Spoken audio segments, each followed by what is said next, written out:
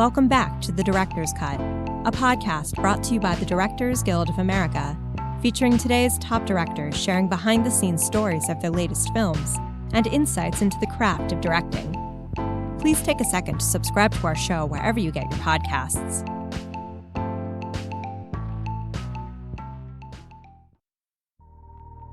In this episode, Autumn de Wilde takes us behind the scenes of her new comedic drama, Emma.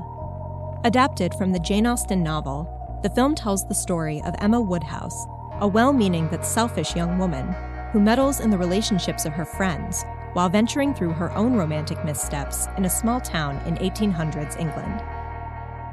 Emma is Ms. de Wilde's feature directorial debut. After a recent screening of the film at the DGA Theater in Los Angeles, Ms. de Wilde spoke with director Mike Mills about filming Emma. Listen on for their spoiler-filled conversation.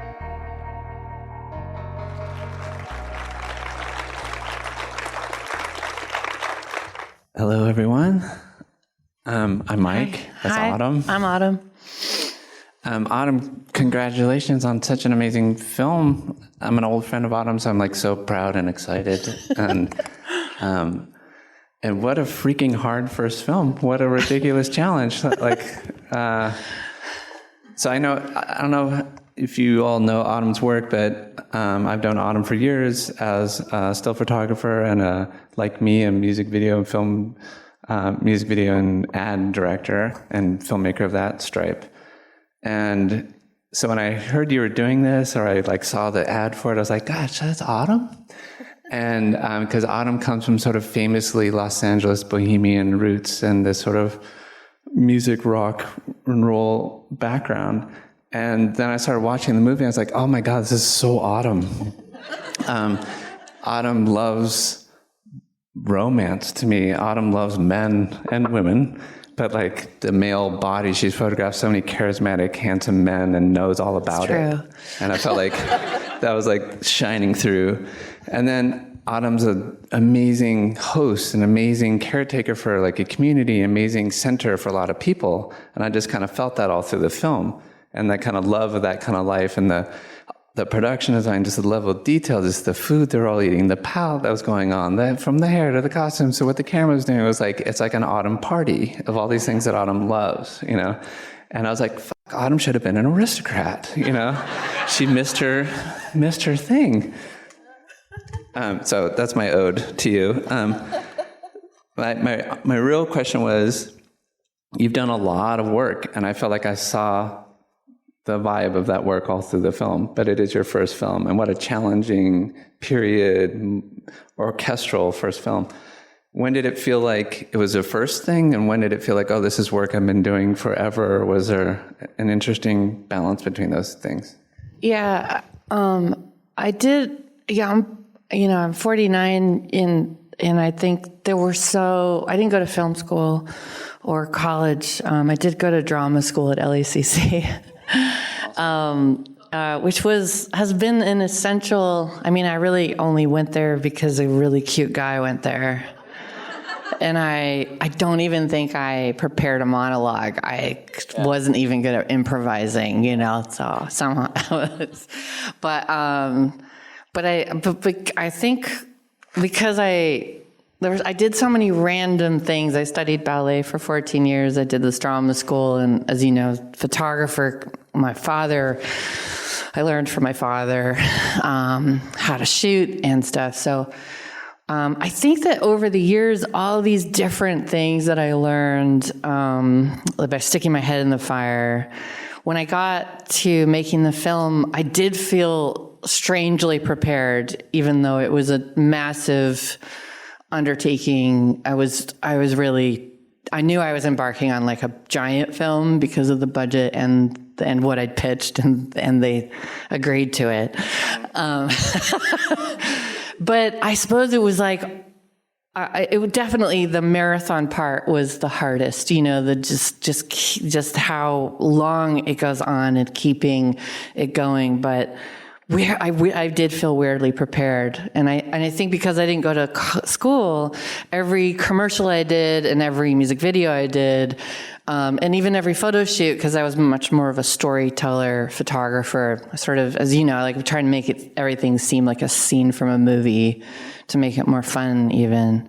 But I think that all of that really helped. Each time I was trying something, to prepare myself for something in case I made a movie. I was in the back of my head thinking about that. I should use this camera, or I should try this style. And I was sort of slowly developing, I think one of the most important things that really prepared me for this was learning how to build the team that I needed to do the kinds of ideas I had. And I think having years of trial and error, I chose the right team by the time I got to that movie, and that team didn't let me down. And it took so many people to execute the ideas that I had. And I feel like that felt like a victory just when I looked out at my crew and the cast, and I was like, okay, these are the right people. Like whether this film succeeds or fails, I picked the right people, and that brought me a lot of comfort along the way through all the trials. That's really beautiful. I often feel such love for my crew by the end of a movie. It's like a film family. Yeah. And I can see you in that role. Like I said, I feel like you are such a center for people, and you know how to bring people out like that. I can imagine that. It does seem like a particularly challenging first movie, period. I just look at all those people's hair and like, how fucking long did they spend in a chair? And all the production the curls. Design. We had long meetings about the curls. There was a whole hair story for Emma. It's like the curls are tight, and she's like a little doll. And then as she starts becoming more human, like the curls are like, in the middle during that card game, her curls are fucking like fuzzy. She's like, I can't take this anymore. Just get away from me. But that's okay. So curls, the curl bus, and then just the depth of the production design and those locations, and like every single shot was really quite beautiful and masterful. And I thought all the blocking and your way of covering it was really, you didn't take the easy route on anything when I was watching it. How did you do that? Like that seems like it's like so orchestral. And then you have like, I want to get to this later, but you have quite a tricky thing going on with the performances, with the tone of the performances. It's like quite a narrow space of success, I feel like, that you aim towards. But let's save that one. Like just the orchestral quality of this film, dealing with that many elements, and it's really quite a complex situation. How did you do that?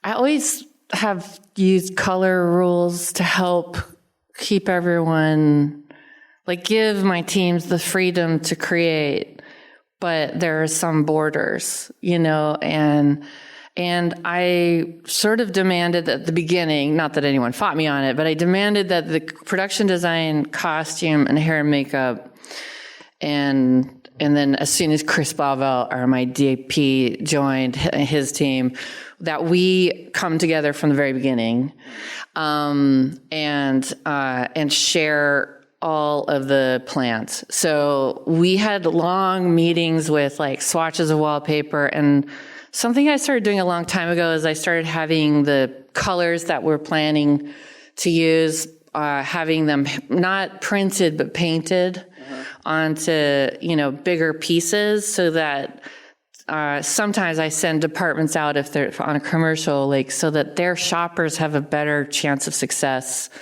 of connecting the colors correctly, or playing opposites to it, or clashing in an interesting way, So we were doing that. We had these like big color swatches for the plans for each room, because Emma's house is kind of like her dollhouse. Yeah. And then the costume department was hand dyeing like wools, silks, like all the materials that were going to be in this fabric, and see how that was changing. And it felt like anyone on the outside watching our meeting probably thought we were all fucking insane, because it was just like, but when you do silk, look at that, whoa, and and because we had 4 seasons, and we so there's a lot of clothing changes for Emma.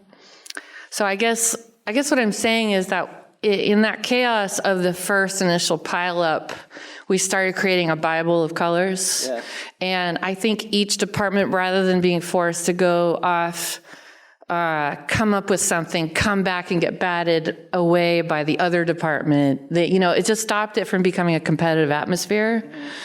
Because what I told everyone is I just wanted, once the actor came on set, I wanted that to be like that perfect little puzzle piece that just fits in and does the storytelling job it's supposed to, rather than just showing off color or just showing off design or just showing off fashion.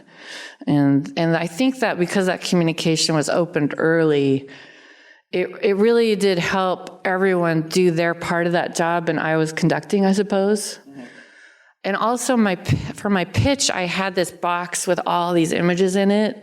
And that box became a Bible. It just, when all the cards were spread out, it gave an overview of what the movie might look like. And each department sort of started the job looking at that. And we did keep bringing it out.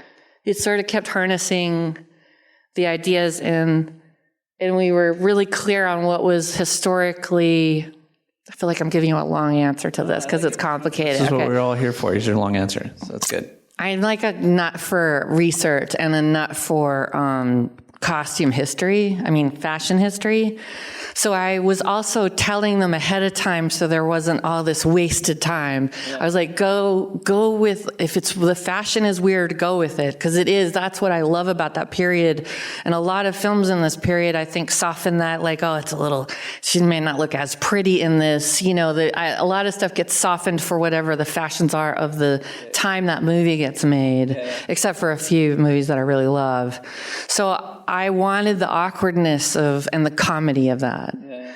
And then I kind of had examples that were extreme, because I also was really inspired by the caricatures from that time period. So I was looking at the drawings that were in the fashion magazines women were looking at, and then I was also looking at what the cartoonists were making, how they were making fun of fashion. So these were men that were like, look at what they're wearing, it's fucking insane.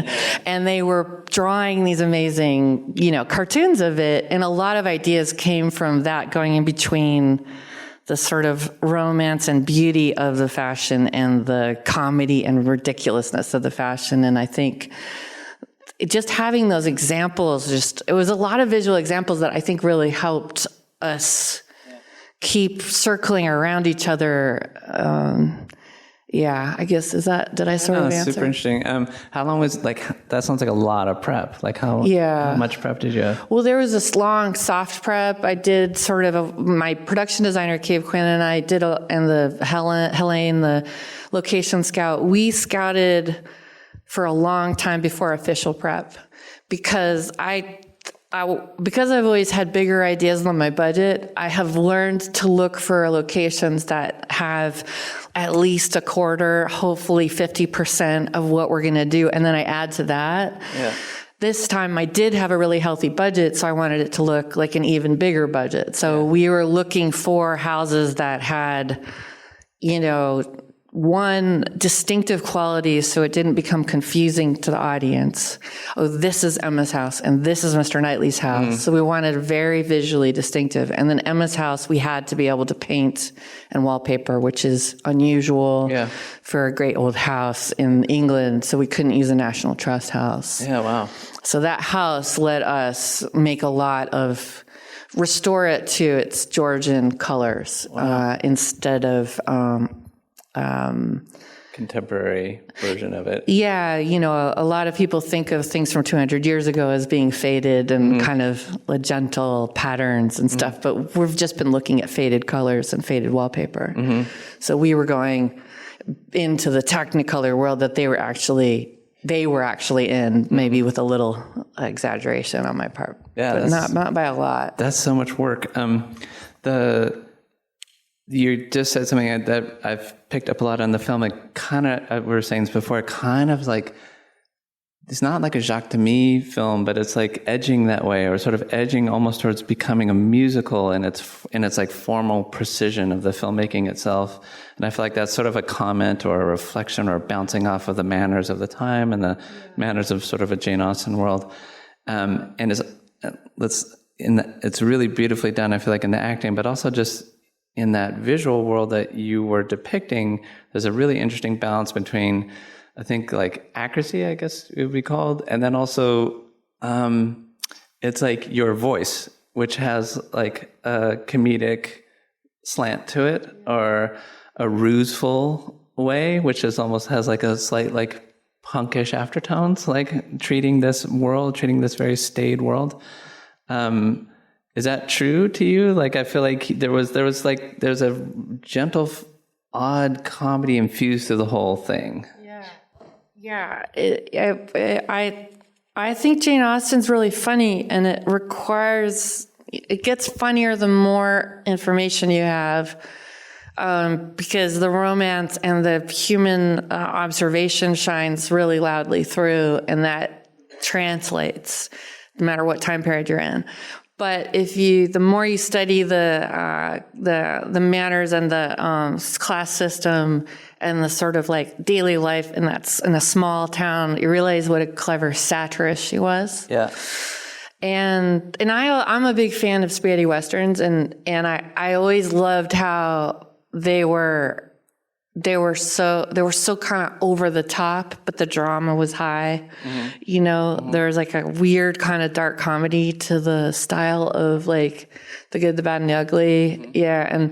And then I'm a big fan of screwball comedy. And so I was thinking, and I had this amazing writer, Eleanor Catton, who wrote The Luminaries, and neither of us wanted to dumb down the language. Mm-hmm. So rather than trying to oversimplify, so perhaps like an American audience would understand, my concept was to do physical comedy so that the audience is getting from the actors' passive aggressive behavior or the sort of exaggeration of their emotions, they're being told what the joke is in a different way. Mm-hmm. And the people who know the language and everyone can enjoy the poetry. Mm-hmm. Like the poetry of the language is just beautiful to hear, and it's okay if you don't understand the meaning behind every single thing said. Mm-hmm.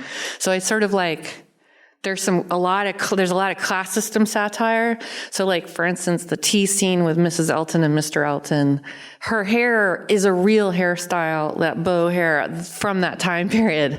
So by putting it on her and no one else having hair like that, it tells the audience that she's nouveau riche, whether you understand her position in society, that she's kind of an upstart, and she's just like, fuck you guys, I'm here and I'm rich.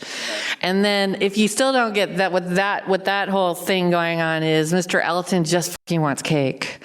And like, and then you're getting this joke, which is true, about like how restrictive the cakes are there. Like, we've all been to parties where like it's so pretty and you're like, oh, I guess I'm not supposed to eat this. Yeah. Right? Yeah. So like, and there's some girl that's like, oh, wow, that's a big bite, And so I sort of was like, we can connect to those things, and then it takes us back in time as well. Yeah. So there was a lot of multiple, like, base human issues. Like, people still, people get hungry and they get nosebleeds, and I was trying to humanize. Yeah. And I think physical comedy does a great way. Like, I love Bringing Up Baby, and like movies like that have, and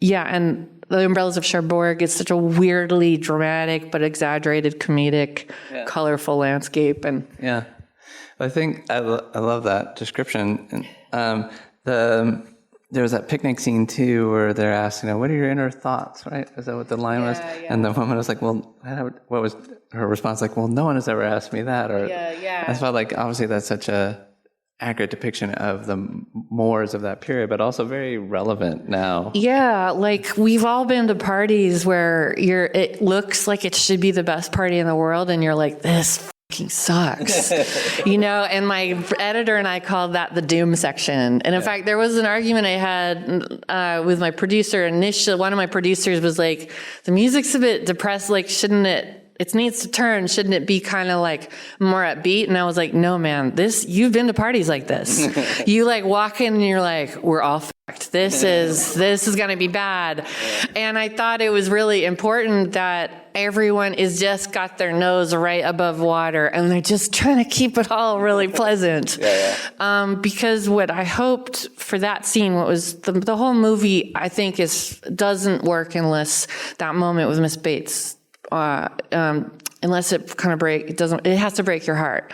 And it's relatively a small thing, but it needs to feel gigantic. Like in high school when something like Ben Gibbard from Death Cab for Cutie told me once that he's like, I can't remember what I was so upset about in my 20s, but I remember every single fucking person that hurt my feelings in high school.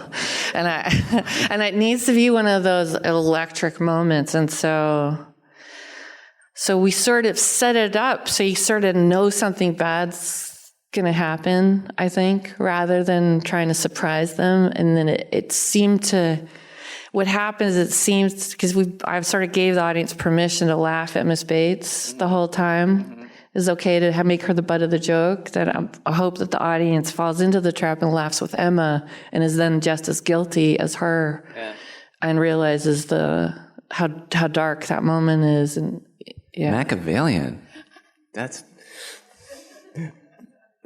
worked. I was in there.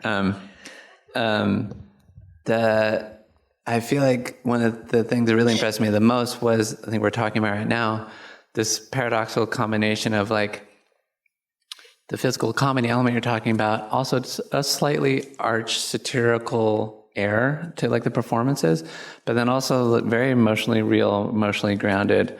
And like Mrs. Bates and your romance in there, it's toggling antithetical poles, and that's really hard. And it kept it alive through the whole film. It kept the film sort of bubbling for me. And then when they're together, I was very satisfied. And or when the under the tree scene, and I was like, God, so that's quite an achievement to have like a film that's kind of in a satiric chemical bath to get you there. What I hoped would happen is that it would trick you. You sort of like, especially with a story, kind of know what's going to happen. And for me, when I see Romeo and Juliet, the most successful performances are when it gets to the poison scene, and I'm like, please fucking wake up, and I'm like, I know how it ends, and so I kind of thought, I feel like comedy has always helped me to trick me into feeling, and the rule was with the actors is that, to go big, but sincerity was, the sword we fall on. Like because life is really weird. Like, you do this so well too. Like when you do these moments in your films that have some sort of ridiculous thing to romance, or to a dramatic moment. And a lot of times I think when you remember everything that happened around like a very romantic moment, there's something fucking crazy that you couldn't, life is so bizarre. So I just wanted to pack a lot of that in the movie, which helps with that repressed sort of society, and the rules were it was such a big deal to break a rule. Like I read that if you tripped or fell out of a carriage, your reputation was ruined forever. That's not stressful at all. So I liked that. It felt like it helped raise the stakes. The comedy did. And also it's like, when you really look at it, it's rich girl problems, or it's like, so the drama in this is not as like, it doesn't seem in Emma on first glance, it's not as big a deal. But when you think about high school or being young, and it's such a big deal, all these things. So you have to keep saying like, they're trapped. Yeah, that's interesting. What was your process like with the actors? So great, because we had a couple weeks rehearsal, which was incredible. And I had an etiquette person and a dialect person, and some of them had started sooner if their accents were, sort of the wrong class. Because, and I said to one of the actors that was South London, I was like, there's a sensitivity, to that, the way people are judged for the way they talk, and I said, look, man, in order to poke fun at the middle class, which is like the upper class to us, you're going to have to go fully. Like, I know that there's all of you wants to resist this because you're from South London, and like, why should I admit that they talk better or they don't, that kind of thing. And so I talked to them each privately sort of, and just said, I need you to completely commit to the rules of the period. No sloppiness, no like, well, I wouldn't do that kind of thing. And I said, because I think that if we all do this and there's no touching, because there was no one really touched. They didn't pal around. They didn't touch each other's arm unless they were really family or in private or really intimate. And so I said, if we do that, I think that then the audience will feel the sexuality of the fingertips touching, or they'll feel the power of a stolen look. And so that, and I also talked to them, I said, there's going to be this, I'm going to choreograph it kind of like a ballet. And then we'll start with that choreography. And there were a lot of visual metaphors for them, like Emma's world is kind of like a clock. So the servants needlessly circle things, like hardly anyone takes the straight line through things. But I was explaining to the actors, I said, but then when someone does beeline, it will be very effective because there's been all of this circling that perhaps the audience hasn't noticed. Wait, so all the blocking and movement around Emma is a circular A lot clock. of circles. And how'd you come up with that? I don't know. I just kept thinking about her as like the little ballerina in the music box, or like those. I was standing outside Fortnum and Mason in London, and there's a certain time of day when the the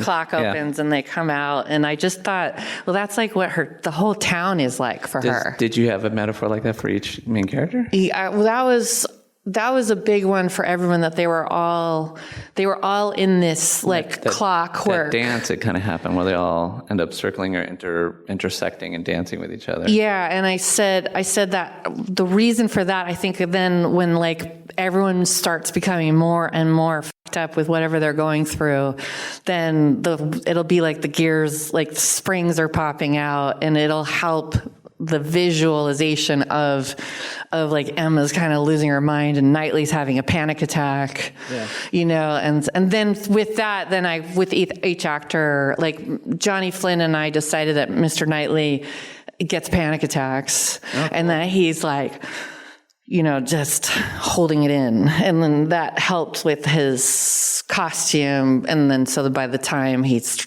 ripping his clothes off, you know, because he didn't tell her he loved her, in the tram when she's, all the, and like, as he goes up to the proposal, he's like clutching his chest, like, don't fail me now, body. Yeah. So there's a lot of, every actor, we had a sort of private war with their body going on. Oh, that's so interesting. And that helped them too. It made the rules it gave them a reason to keep following the rules. What was Mia Goth's metaphor? I think she was so great in this film. She decided that something was wrong with one of her feet. Oh, cool.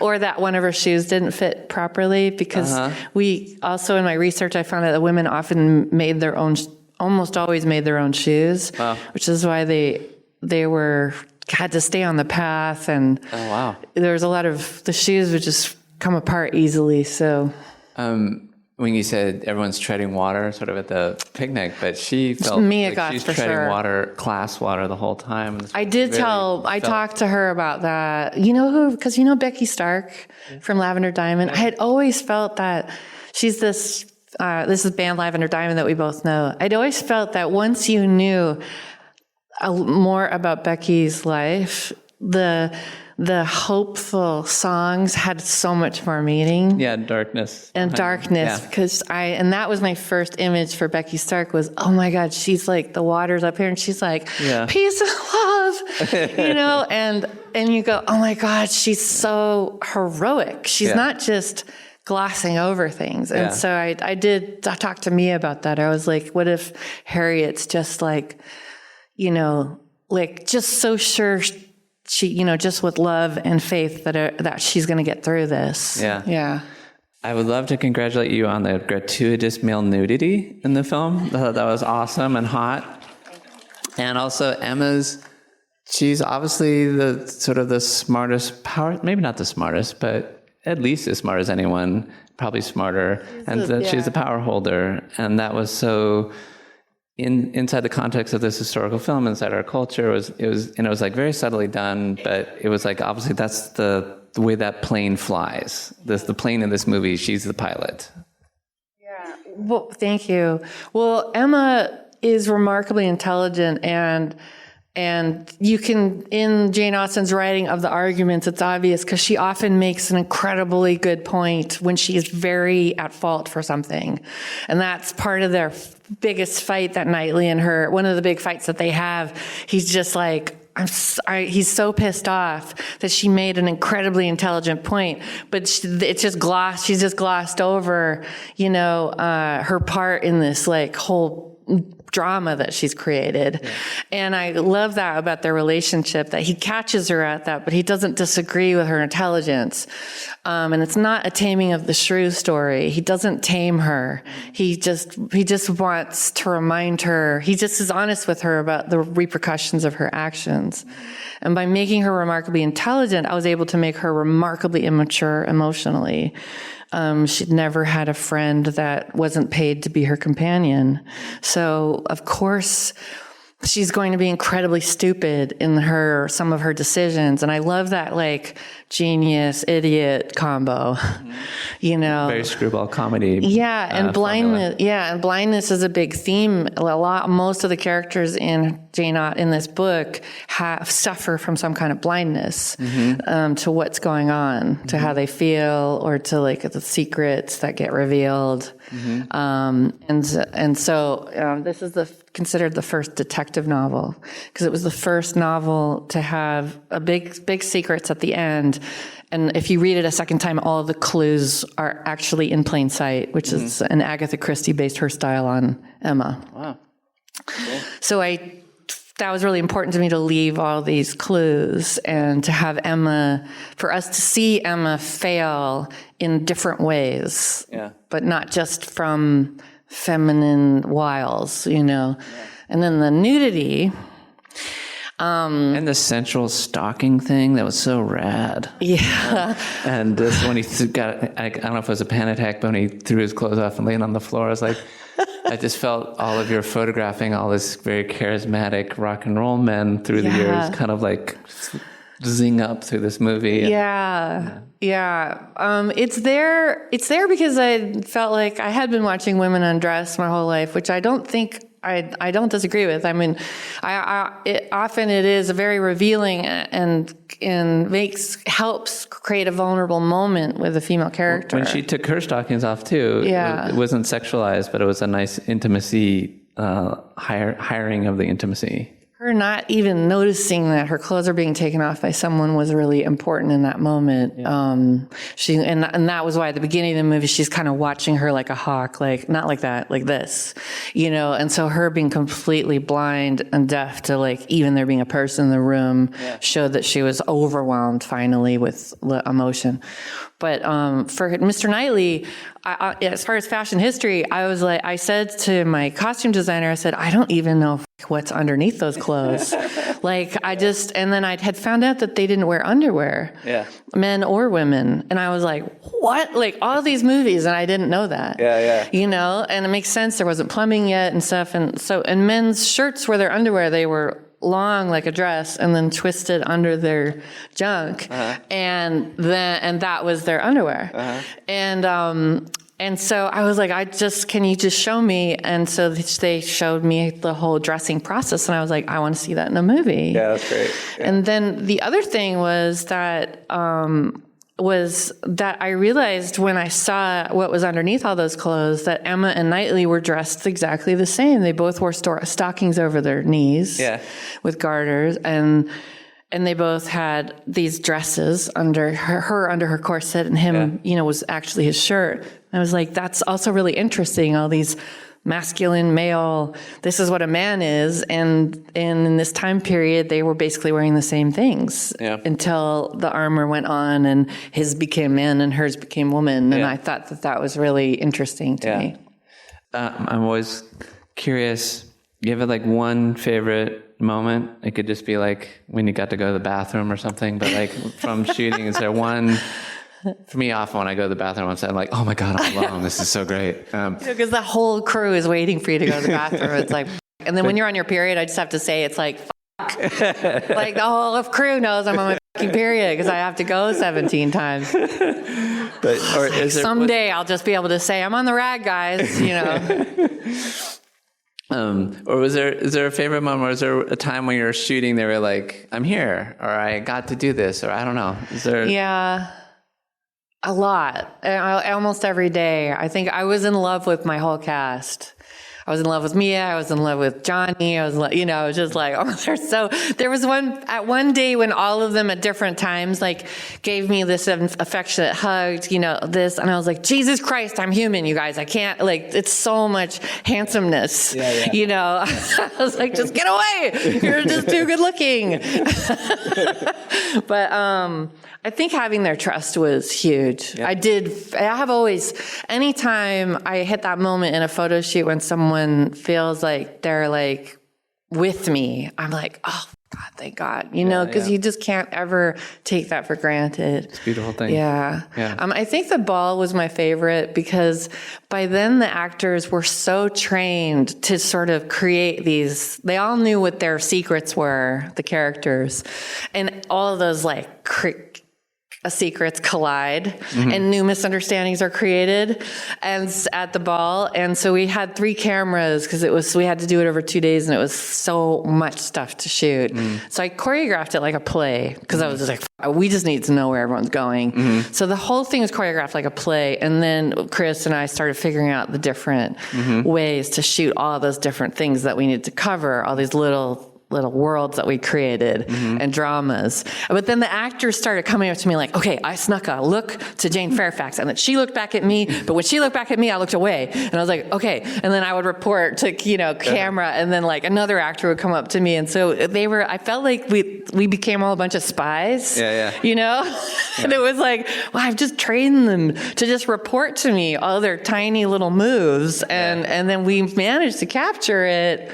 I really felt like, I felt like we were on the brink of disaster at one point because there was so much to accomplish. But because the actors were actually part of the team, they made it happen and fast. Sometimes we only had one take to capture those things. And because of that, we had this library of looks that the editor and I could log in as we shifted the edit, which was a nightmare for the ball scene. So yeah. Congratulations. Thank Autumn. you. I'm so excited for you. Thank you. And thanks everyone for staying. Thanks for doing this, Mike. Thanks for listening to another DGA Q&A. Don't forget, you can find past episodes of The Director's Cut wherever you listen to podcasts. Also, be sure to subscribe, rate, and review. We'd love to hear your feedback, and you can help fellow film buffs find the show. Thanks again for listening, and have a great week. This podcast is produced by the Directors Guild of America. Music is by Dan Wally.